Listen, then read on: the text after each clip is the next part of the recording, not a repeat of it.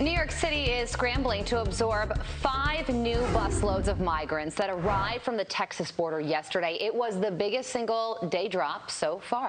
Ashley Strohmeyer live with the latest. Ash. Hey guys, yeah, the buses that arrived Wednesday marked the single largest group of buses to reach New York City in a single day. As of Wednesday, Texas Governor Greg Abbott has sent more than 1,500 illegal immigrants on over 25 buses to New York City. Over in D.C., Abbott sent 175 buses with more than 7,200 illegal immigrants. As the 5 busloads of illegal immigrants disembarked in the Big Apple, the Texas governor called Mayor Eric Adams out on his hypocrisy in a scathing New York Post op-ed.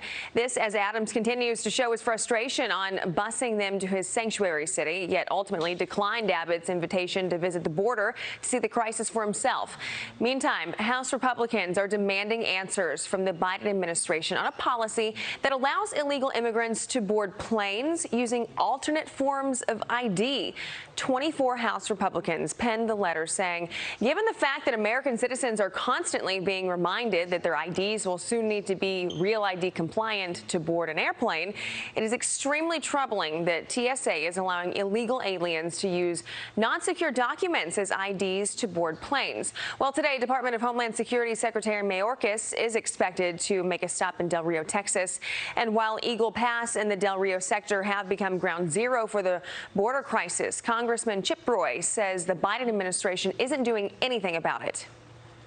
I'm tired of an administration hiding behind supposed asylum, allowing people to get hurt and my state to get hurt. It is time to secure the border of the United States for the benefit of our country and the migrants who seek to come here. We can't allow a wide open border run by cartels smuggling fentanyl in here, killing Americans, and migrants getting abused for profiting into human trafficking. I'm tired of it. Mayorkas is expected to talk to DHS personnel on the front lines and to look at the current operations at the border. Back to you guys. All right, Ashley, thank you so much. Let's bring in Texas Congressman Pat Fallon.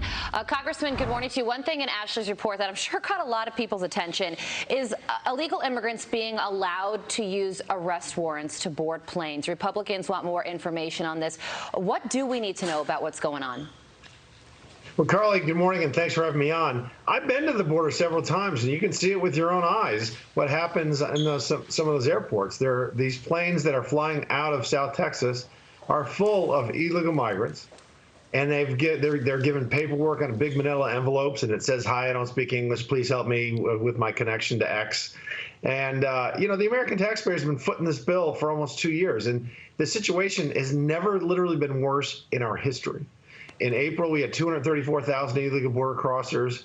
That's 1,258% worse than the last time President Trump was in office in April, and then only to be eclipsed in May with almost 240,000, which was 930% worse, 240,000 illegal border crossers. So we need to know the truth.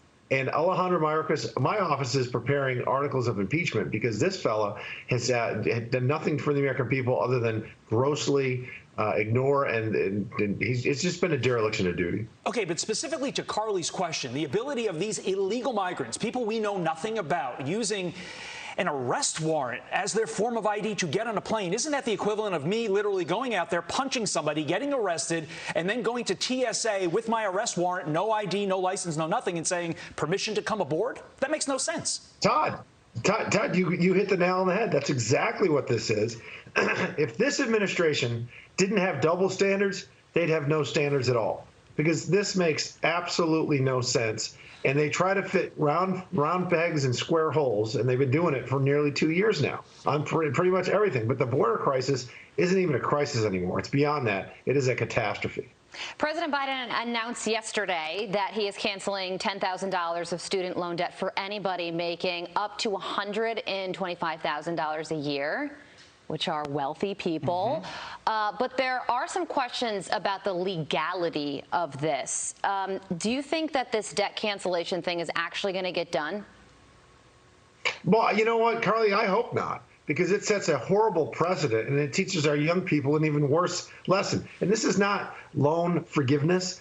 This is loan transfer. There are 255 million adults in this country, and only 45 million of them have some form of student loan debt. So that means the 210 million rest of us have to pay for their irresponsibility. It's unfair. My sister I had a little bit of I had a scholarship in college, so I didn't have much of student loan, but I paid it back in full. But my sister worked and waited tables for 12 years to pay her student loan back. That's fair. But what they're trying to do is patently unfair, and it's patently un-American. And the Democrats, quite frankly, know what this is. It's a giveaway to their voters ahead of the midterms. I don't think any of them are going to acknowledge it on the campaign trail, but we will. Congressman Pat Fallon, thank you, sir. Thanks, Todd. Bye, Carly. Thank you. Paul Pelosi's